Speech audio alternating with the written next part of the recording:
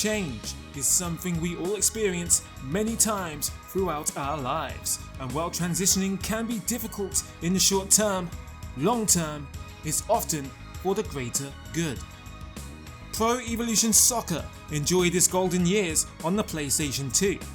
The golden generation of football games, if you will, marked by a revolutionary growth both technically and fanatically.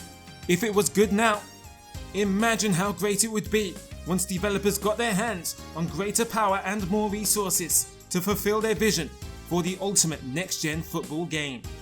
Fans were certain PES wouldn't be anything but prosperous throughout the upcoming generation. Just as gaming evolved radically from 16 bits to 3D, only to quadruple the polygon count of the PlayStation 1 via the PlayStation 2, the question was, what's the next logical milestone for gaming? With high definition being the new standard visual format of media, the next-gen game consoles certainly had to accommodate graphically, as well as accessible online multiplayer gaming becoming the next huge cultural shift for households. Once again, the way games are played and designed drastically evolved. Konami struggled to adjust to the aforementioned changes, while their rivals hit the ground running and thrived from it. We explore the downfall and rejuvenation of PES on the 7th generation of consoles. This is the history of PES on the PlayStation 3.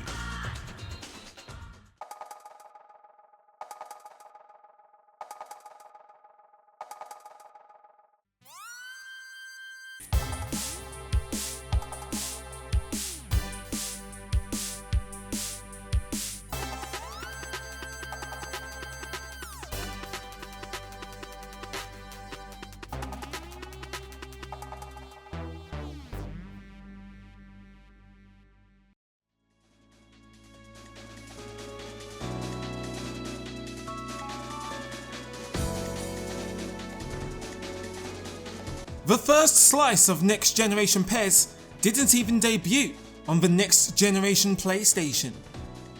In 2005, the Xbox 360 beat Sony's later pricey black box to the market. While PES 5 was reveling in universal adoration for being the most realistic football game ever created, the focus was shifting to the upcoming plaything from Microsoft's Red Ring Ding-a-Ling. Pro Evolution Soccer 6 made its next-gen debut on the same day as its contemporary rival FIFA 07. If we've learned anything from sophomoric ports on new console generations, it's to keep expectations regarding content low, while developers adjust and lay their foundations accordingly. However, considering the exceptional journey of the series regarding features on the PS2, PES 6 on the Xbox 360 was a very shocking regression. First of all, the plethora of real-world stadiums we had before is gone. We go from 32 real-world stadiums to simply 8, one of which being a fictional composite of Old Trafford and Anfield, but probably resembles PSV Eindhoven's Philips Stadium more than anything. The cosy snowy weather has been removed too, and wouldn't make another appearance for the rest of the generation. The biggest disappointment was the pillaging of its sacred edit mode. The once powerful tool for authenticating your game and satisfying your customization urges was reduced to a simple name editor for players and nothing more. Even editing the fake team names was impossible. No kit editing, no badge or sponsor creation. Even the cheeky little boot editor from the PS2 version was abolished forever and onwards from the series. Even customizing the rosters and updating your squads as the season progressed was ruled out, meaning teams were hard-locked as the day it was launched and features were stripped bare as naked as the day we are born. On the pitch, however, it's still the familiar PES gameplay we know and love, and perhaps that's the problem. It's familiar because it's virtually the same safe PlayStation 2 gameplay. Konami didn't take the bold risk to innovate with new technology, while its rival FIFA gained an advantage, building a new engine from the ground up, gaining a huge head start over PES. Much like PES 6 on the PS2, the next-gen version was a more accessible, arcade approach to the sport over its sim-heavy predecessor, which while faster and easier to pick up and play, there's still a respect towards the fundamentals of football regarding timing and players' body shapes to accomplish what you want to on the field. The art style sees a departure from the realistic proportions and colours of its PlayStation 2 spell and opts for a more stylized and ectomorphic presentation. It may be deliberate to conceal the time constraints of not completing a transformative body model to complement the edit mode. However, the idea of Wayne Rooney appearing as slim as Peter Crouch is unintentionally comedic. Nonetheless, after the degrading quality of the 2D supporter sprites grew intolerable on the PlayStation 2, seeing 3D supporters in a football game was for many a dream come true. At least it appears Konami finally found a use for the pre-match puppets of PES 5 after all. PES hardly hit the ground running from a feature and marketing perspective and essentially played it safe by merely porting over the last-gen version of the game with a HD lick of paint. Konami conceded a very early goal with PES 6 and the pressure wasn't going to ease up just yet either.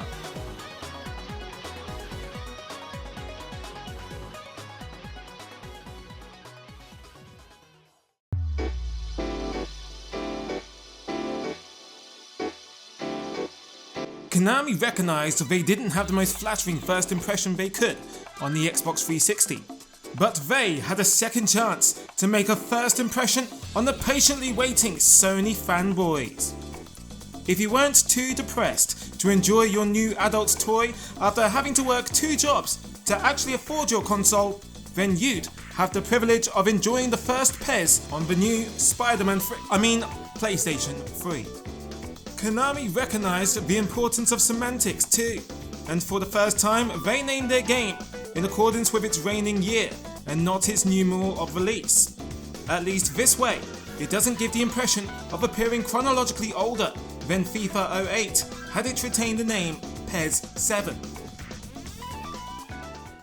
Pro Evolution Soccer 2008 enjoyed the endorsement of the 2008 World Player of the Year Cristiano Ronaldo, and of all the irrelevant players they could have chosen alongside him, Michael Owen.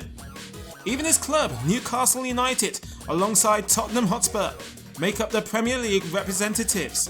Quite the demotion from Arsenal, Chelsea and Manchester United. However, it's offset by the tremendous coup of acquiring Brazil's national team license for the first time. The 5-time world champions are joined by Konami's first African licensees, Ivory Coast and Ghana, who would enjoy a multi-year relationship with the franchise, while Ireland, Greece, Turkey and Croatia join the European roster of authentic kits and faces. The game visually is Konami's first true next-gen worthy title. The player's physical diversity returns after their skeletal portrayal in PES 6. Many face models are redone and they are complemented by some eye-catching facial animations.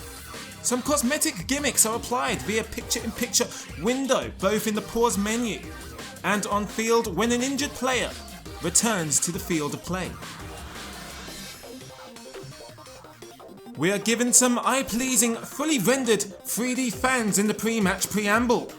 A new sagging net style billows and ripples to create a sense of satisfaction when you assault it, and a lush 3D turf to cushion your bosom when you inevitably botch every one of your diving attempts because you get carried away with Konami's new secret mechanic, simulation.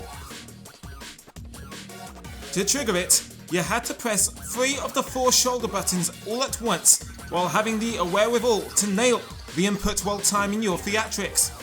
It's an intense feeling, but hardly worth it as almost every time the referee remains unconvinced and fires off yellow cards left and right like he's Kazuki Ito's son. Only this time, he has justification.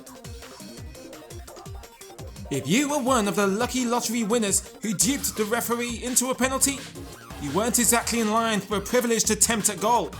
You had to orient yourself to the Inception-inspired, disorientating penalty camera. Unsurprisingly, introduced for the first and only time in the series. Oh, go on then, put that on a list of what the f*** things to ask Seabass. While we're on the subject of dirty tactics, shirt pulling is also implemented for the first time. Like diving, it's something that isn't a part of the sport, yet it also is at the same time. And it's an ethical balance when developers debate acknowledging it in their games. But the compromise is that shirt pulling is a visual effect and doesn't seem to hinder the attacker, and diving is intentionally convoluted in order to avoid unbalancing the game too much and to impart some shame on the player for trying. Team Vision AI was a concept derived to give you the impression the CPU was adapting to your tactics and playstyle on the fly, which, while ambitious, didn't quite do much different to what was accomplished on the PS2 versions regarding the AI changing its own tactics in reaction to the way the match was unfolding. Not to say PES 2008's AI wasn't good either.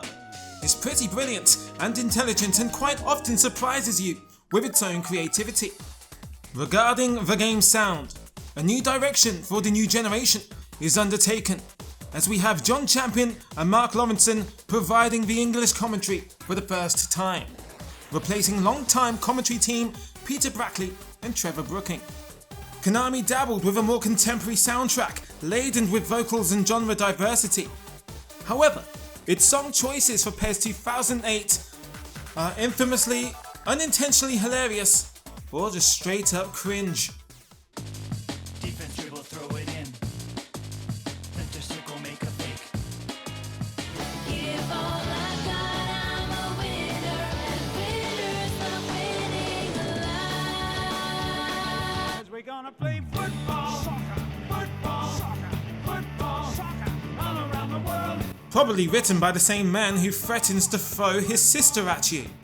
Edit mode's functionality is also restored with a feature that made an attempt at innovating, but its limitation made it largely useless over a large scale.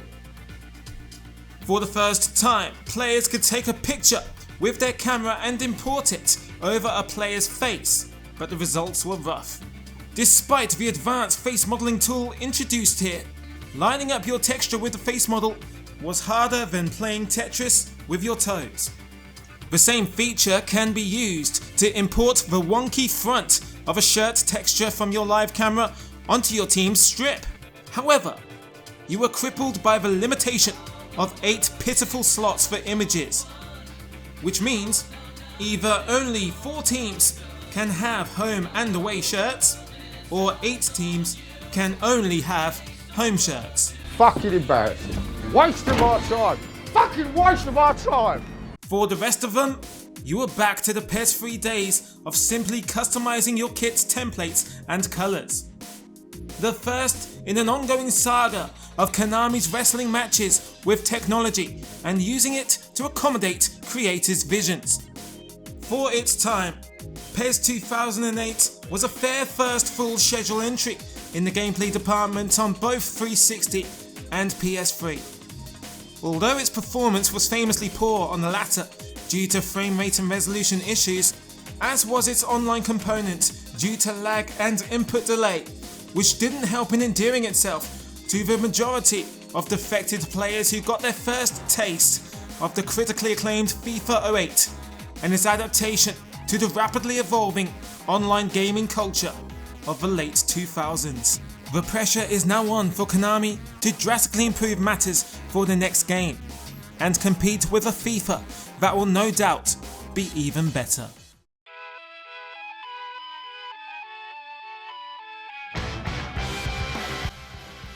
While PES 2009 still hadn't redeemed itself for the predecessor's shortcomings, it was a step in the right direction in regards to its responsiveness, improved edit tools, and a new game mode, one of which is European football's prestigious flagship competition, the Champions League. For the first time in the series, Konami acquired the license to a major competition, complete with official branding and iconic theme music, although only 13 teams from that season's competition were present in licensed form in this edition. Still, for a football series that was always accepted by fans and onlookers alike as being the least authentic game of the genre, this was certainly a huge coup in gaining newfound brand acceptance from curious casuals. Manchester United returned to the Premier League in licensed form, and for the first time, they are joined by Champions League darlings Liverpool. Both clubs holding prestigious accolades and are fitting additions to a game which debuts the flagship competition. Also for the first time, the new incarnation of Wembley Stadium arrives in PES, while the Stade de France returns for the first time since winning 11-3. While interestingly, recently repented club Juventus's temporary new home, the Stadio Olimpico di Torino, appears for the first and only time in the series. Strangely, the Champions League mode doesn't appear to be cross-referenced in the Master League mode, which also remains unchanged and unrevolutionized from previous versions. However, this year it seems a lot of the single-player resources went into the new Become a Legend mode, which many players of the time assumed to be an imitation of FIFA's Be a Pro mode.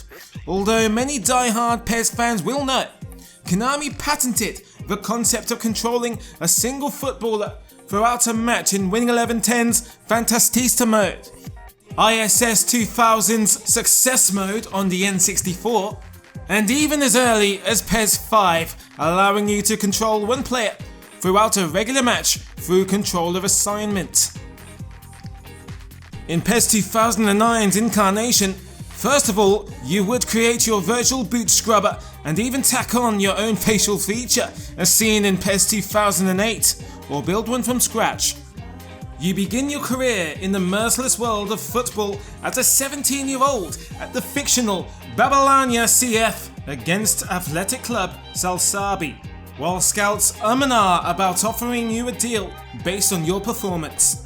From there, it's the usual hustle of hard work and training, coming off the bench late in less significant matches, and eventually transferring to bigger clubs or even representing the national side. There doesn't seem to be any incentive or on-screen reward for completing passes, tackles, or scoring, unlike his online variant, and controlling one player throughout a match, hoping teammates involve you can be as unstimulating as watching the grass on the very turf you tread grow. Still, an innovative concept, even if its execution wasn't as involving or as appealing as FIFA's. Playing as one player was a novelty, introduced early in the next-gen versions of football games, and wouldn't be heavily promoted again until the journey of Alex Hunter in EA's later milk machines. PES 2009 remained a fine enough title for football fans who opted for a simpler game. However, it was clear it was losing its grip on being a connoisseur's choice, and with the Champions League license being an attraction for some, to others it was merely a skin on top of the existing cup mode. The series was both at risk of becoming stale, yet still somehow departing from its simulation roots in favour of a more eccentric presentation and arcade direction regarding gameplay. The pressure was beginning to apply to Konami more than ever before.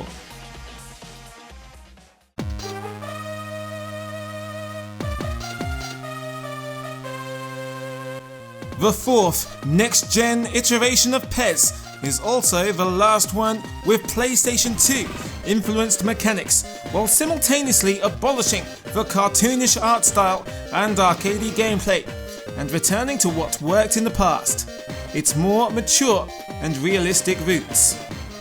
The first thing you would appreciate is the new naturalistic art direction and incredible lighting. Konami remade dozens of key players' faces, both from scratch and from hand. These were ahead of the era of scanning players' heads into a computer and calling it a day.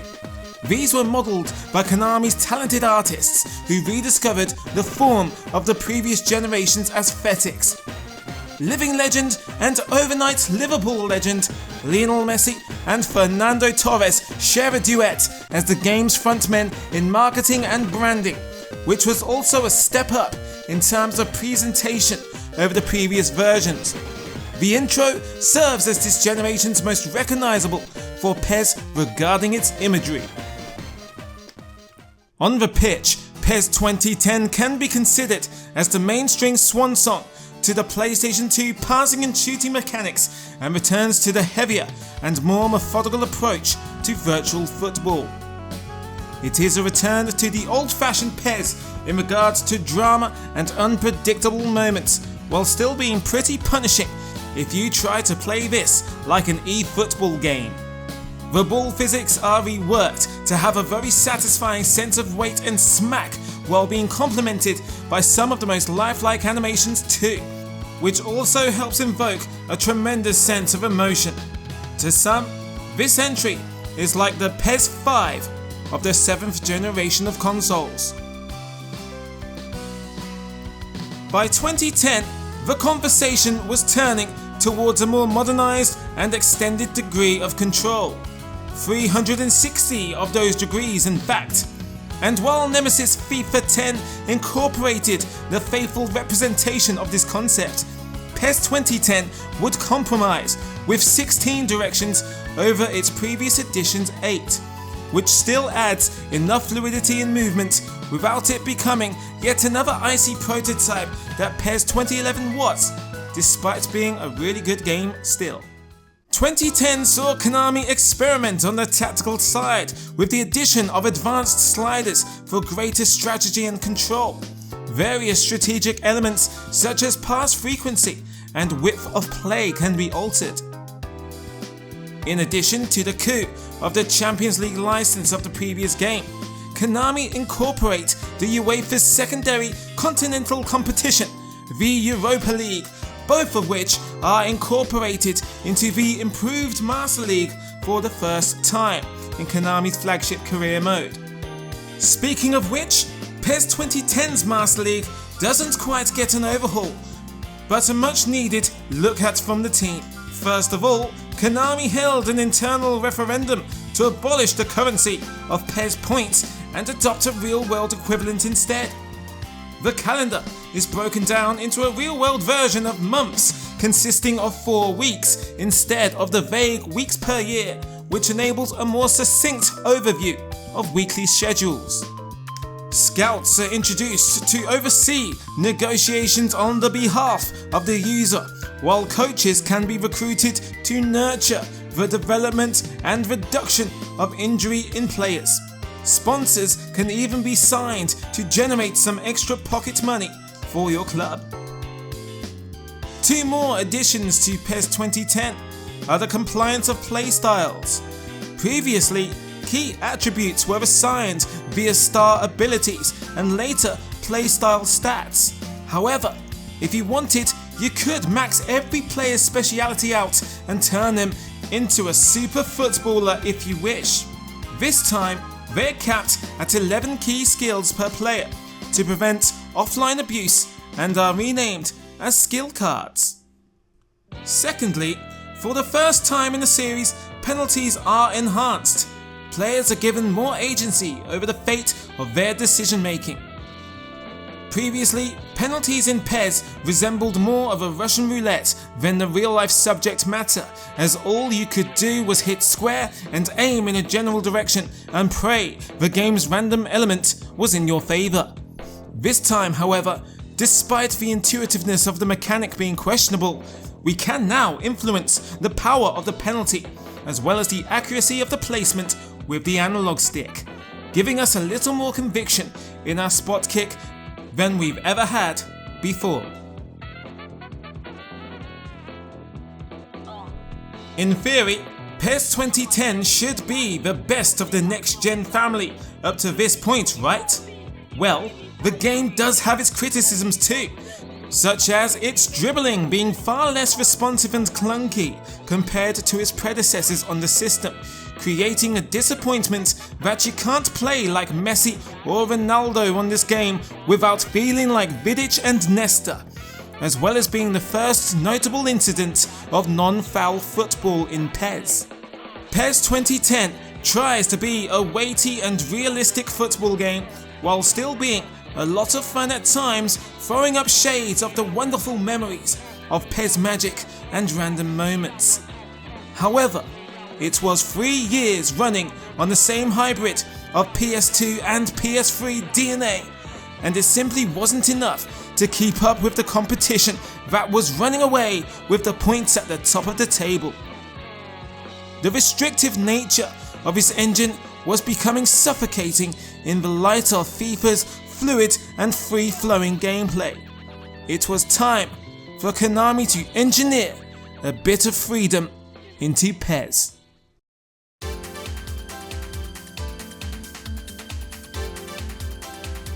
The aforementioned concept of change from the beginning of this episode can now be appreciated. Konami were unfashionably late to the party of contemporary gaming, but more than made up for it with a fashion makeover of their own for PES. The philosophy of PES 2011 was ergonomics. The tagline, engineered for freedom. Emphasis on fluid modern controls and complete agency over your decision making. Konami even embraced the more Western approach to marketing, unveiling the game for the first time much earlier in the year than usual, releasing several developer diaries and demonstrative videos exhibiting what exactly has been improved and why it was needed. Seabass himself was very open about his team's shortcomings in the new generation, an appreciated self-aware touch that change is needed. Many of these changes are exhaustive, and rightly so. PES 2011 was a milestone overhaul in the series. First of all, improving on PES 2010 and finally catching up with their rival.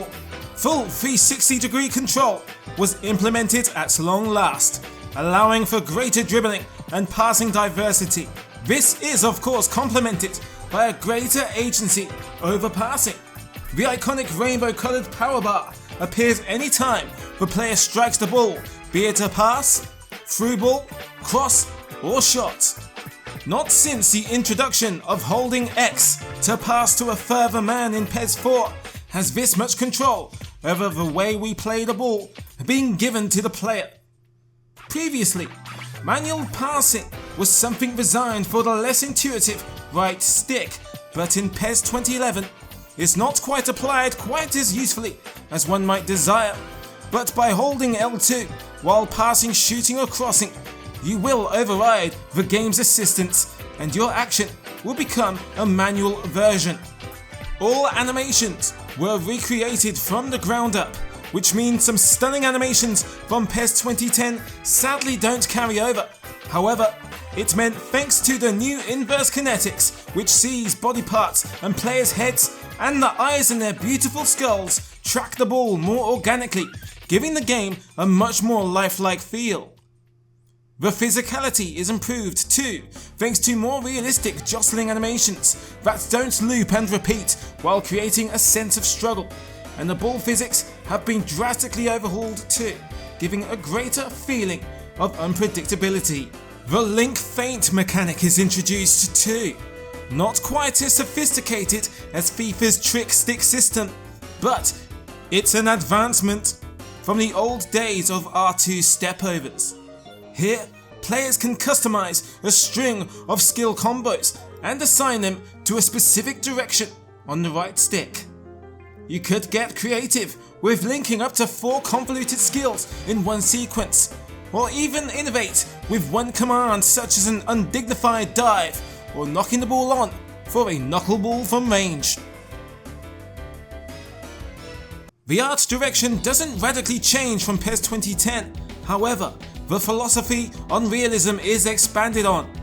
This year, the team was focused on recreating a realistic broadcast feel, dropping the default camera and having a swoop and pan realistically depending on the situation developing on various parts of the pitch.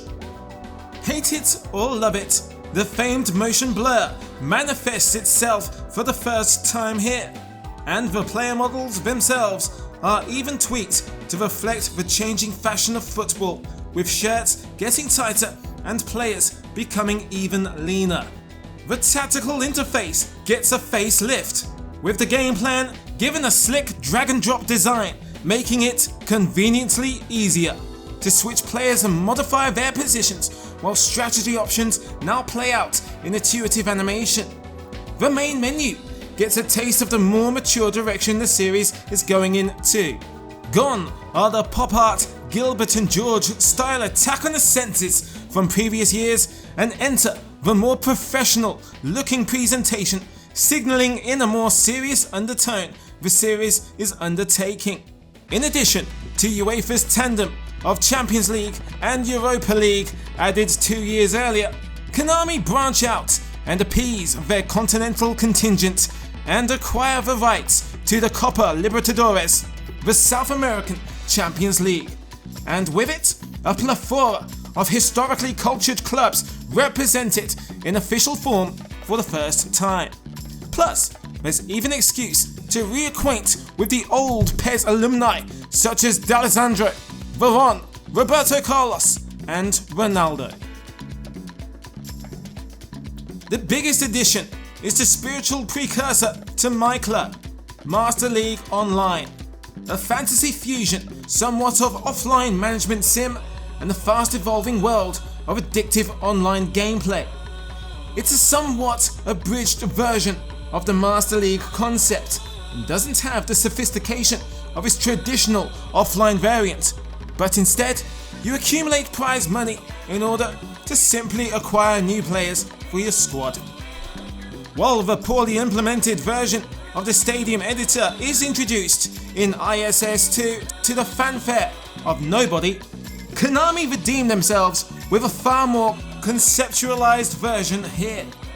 While the trend of having less in-game stadiums per year begins to manifest itself in the series, we can at least add on 20 more generic versions of our own for some variety in our domestic campaigns.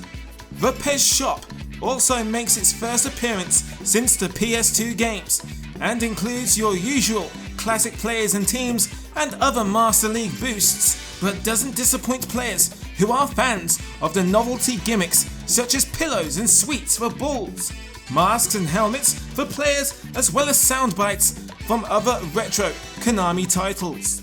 After the outdated output of the last 4 games on next gen so far, PES 2011 signalled a much needed modern revival for the series, while being careful not to stray too far from its roots, its feel and its character that makes PES, well, PES. The game was far from polished on the pitch, but was refreshing enough to wave off the stigma of being a prototype, and now the groundwork for a fight back could be laid.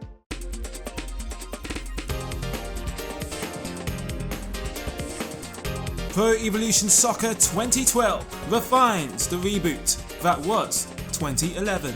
While hardly revolutionary, it does in fact go some ways to revitalise the gameplay experience in areas such as game speed, artificial intelligence, animation, and ball physics. Facial animations were notably lampooned leading up to the game's release due to the promotional material placing emphasis on the veins bursting out of Robinho's neck as if he were the latest victim of Fox Die. But in motion, the effect is much more complementary in embellishing the player's visual emotion in cutscenes and reactionary exposition. While PES 2011 added a little more bustle to the tunnel and pre-match organisation in the background, an incredible amount of immersive activity is beefed up at the pitch side, with stadium officials and stewards wandering around observing their designated spots or even galloping from one side of the touchline to the other. The more contemporary boxed European nets make a return in favour of the continental sagging style we've come to get used to this generation, and for the first time fans adorn their team's jerseys in real time.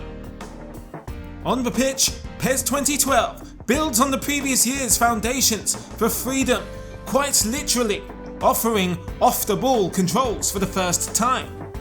Pressing the right stick allows you to control a teammate off the ball to cunningly time a run and override any set path the game's AI may lay out for you, which can lead to some very creative runs and organic goal scoring opportunities you might not otherwise have access to, or just generally break free from the shackles of receivers being stuck in the mud on throw-ins or generally static on set pieces and corners.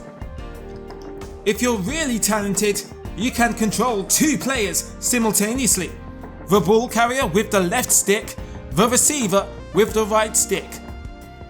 It's harder than brushing your teeth and masturbating at the same time, but with a little bit of practice, you could master its art. And if you want to, you could also practice mastering the 2 players' controls too.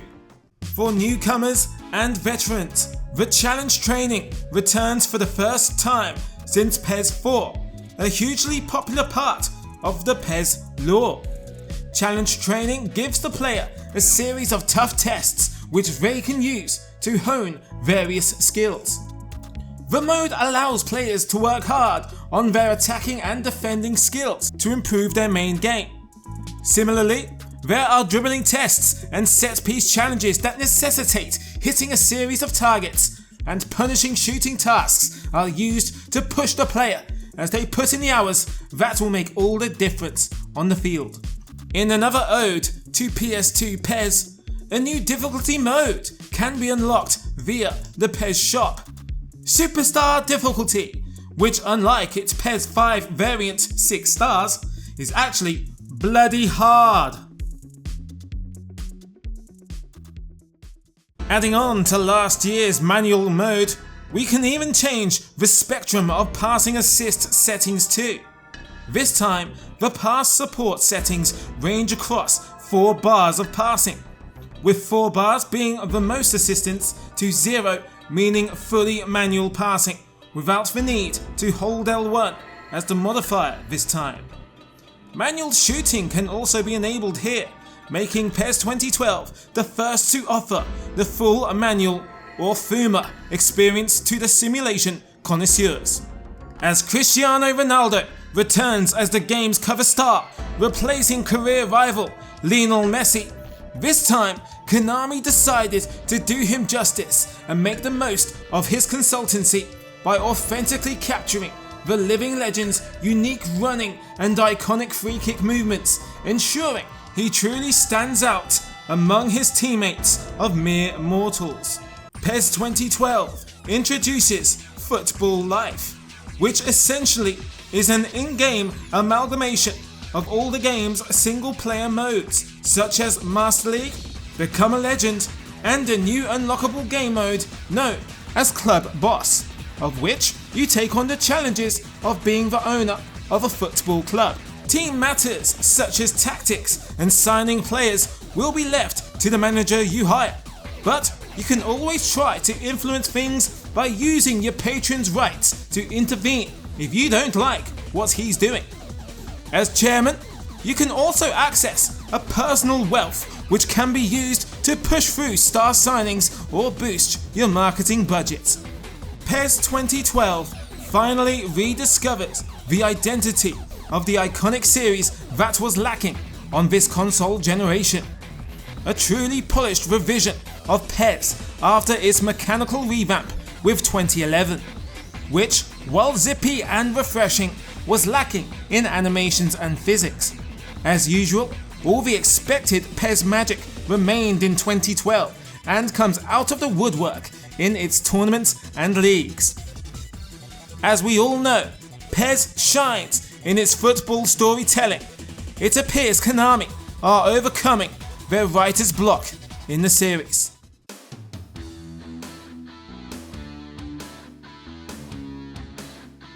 Over the last couple of years, the franchise has slowly been rediscovering its way. Pro Evolution Soccer 2013 builds upon the foundations of the well-rounded return to form PES 2012, and much like PES 6 was to the simulation of PES 5, PES 2013 vies for the position of the total package for PES, the composite between arcade and realistic gameplay. 2013 completes the trinity of freedom started in PES 2011 by introducing a concept known as PES Full Control. The term describes several new and improved features that give you even more control of players and the ball in 2013. Total freedom of movement and an all-new dynamic first touch where players can choose how to receive or move on the ball. Fully manual passing and shooting elaborated on from 2012. For the first time, a European domestic league, La Liga to be exact, is fully licensed and is supported by all the participating teams having their stadiums recreated in all their cultural glory. This is the first time outside of the J-League versions of Winning 11 that such a level of exclusivity and authenticity has been present for an entire league, adding an unmissable level of immersion for us Spanish fans, only for it to be partially destroyed in the updated Master League thanks to the bizarre Magic Boots concept. As you enter your first match, all players are wearing plain black boots. After matching certain criteria, you'll be awarded with new boots for use on your players, giving them stats boosts. The idea being that each boot provides one exclusive perk ranging from improved speed to increased shooting power or stamina. On top of this, the PES shop has been absorbed into the Master League, and its purpose is to buy more boots for players. Among other items such as dumbbells for strength training, to a cycling machine that aids stamina. For all the advances in the game's immersion and realism, among other areas that needed prioritizing in the series, the last thing needed was to become Final Fantasy PES with gimmicked RPG elements. And just in case you thought to yourself, bollocks to this, and was planning on boycotting all of this faff and settling for a far more rudimentary league mode instead, well, think again. Konami scrapped this too, for not much justification other than perhaps to force players to endure the Master League version of New Coke, until maybe players complained long enough until Old Coke returned. Well, some of it anyway.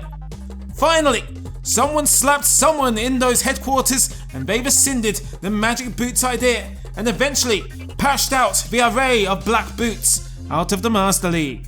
With strong licensing and great gameplay, it was the swan song before the Fox engine emerged. Yet, 2013 seems to replicate the diverse magic of football better than it ever has before. Like PES 6 for the PS2 era, PES 2013 is the most supported and receives the most affection from the community from this generation of PES to this day.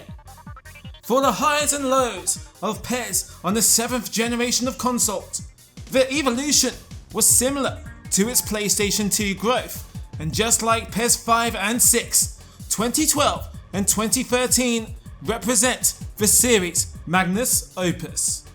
With Pro Evolution Soccer now back to its near best, the potential is there for a new golden era of football games. With next-gen systems now on the horizon, this is a battle that can only get more interesting.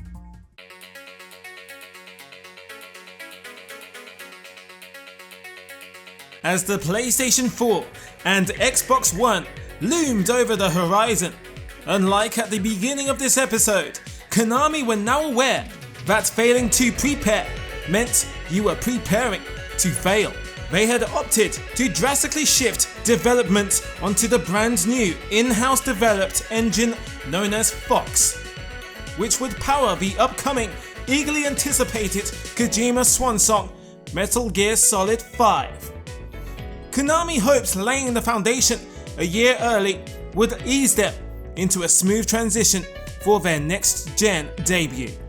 However, there was no plans for a PlayStation 4 or Xbox One version, leaving FIFA to take 100% of the next-gen marketplace from day one. Pro Evolution Soccer 2014 was bipolar.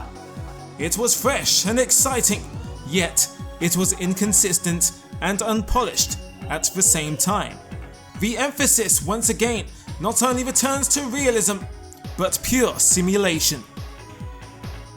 First of all, the game's visuals such as player faces, stadiums and turfs are rebuilt from scratch, and the lighting is much more impressive than ever, giving the game a glimpse into what to expect from the new Fox engine, being the first game in the world to utilize it.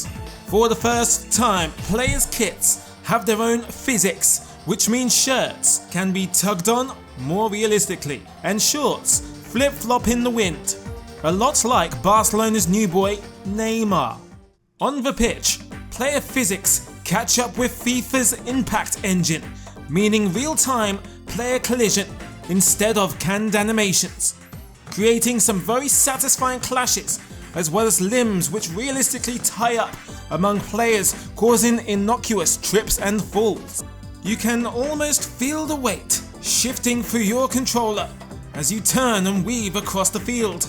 This is thanks to the new concept contrived from the brainchild of new creative producer Kei Masuda, known as MASS, Motion Animation Stability System, the collision engine that not only calculates player physics among each other realistically, but will also replicate the inertia of moving players using dynamic animations and rules depending on a player's size and weight, thus bringing a real-life feel into the game. The link feint mechanic is retired in favour of a more contextual system, with the left and right stick combining, allowing the player to produce more intuitive moments of skill and flair, all the while the ball physics are given a significant upgrade, adding a more accurate bounce and bobble around the field and off of players' bodies. Another talked about piece of tech is Heart, a feature expected to instill each player with a new level of morale and motivation, influenced by a number of elements, least of which being whether your team is playing away or at home. A player's attributes might suffer or spike, adding another dynamic effect to the game. In addition to Europe and South America's flagship competitions, Asia gets its long overdue acknowledgement in the franchise with the debut of the AFC Champions League, further cementing PES's commitment to its continental fan bases in acquiring licenses and their competitions over the years. Fun secret mechanics have been a staple of PES for its elite gamers. New ones introduced here include the now classic R2 plus right stick knock on off the ball before a shot or a cross, or circle and X to feint a dropkick with your keeper.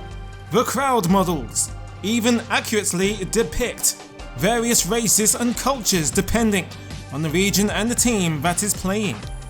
As often with Konami and new engines, there are no shortage of setbacks and cut features, some of which make sense considering the coding priority on new platforms. However, some, such as the absence of the rain weather setting or the offensive aggression of an attractive menu presentation, are disappointing. The catchy and motivational indie rock soundtrack of previous is scrapped in favour of underwhelming and deflating orchestral music. Probably the most unforgivable consequence of the transition to the new engine was the impressive library of faces accumulated over the last 7 years are all culled, gone, due to the lack of time constraints of converting them to the new Fox engine. It means the likes of significant key players such as Dzeko, Mascherano, Lavezzi are simply missing their likenesses of which they had on previous games, while the likes of Kolo Touré and Kyle Walker are disgracefully misrepresented. Eventually, Konami would release a data pack that bulk corrected most of these players. However, the quality was still below the standard of previous games and what we have come to expect from Konami's talented artists. Despite the setbacks, PES 2014 should be recognised for the vision of its creators to take risks and to innovate. Such is the way with all great new PES games. you cannot play this game the same way you play other PES titles. The famed learning curve is welcomed back in 2014, and your old habits die hard. Techniques won't work. You have to really readjust to the game's mechanics and laws and adapt before you understand its brilliance. PES 2014 was probably the closest we'd get to Gran Turismo football, and if it only came out a year later with this vision and the professional quality of 2015, who knows? The entire trajectory of the franchise on the 8th generation could have been vastly different to the one we got. It pretty much was an experimental game, the last time Konami would flirt with faithful recreations of the fundamentals of football before settling into the cutthroat business direction of online-centric gameplay instead.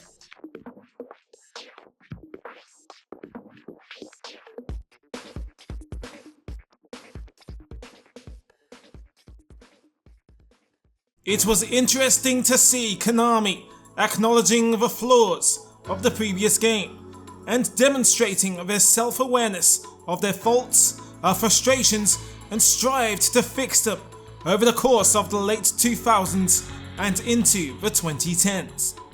This generation of PES mirrored the PS3 console's wobbly start, identity issues, and eventual stability of its own.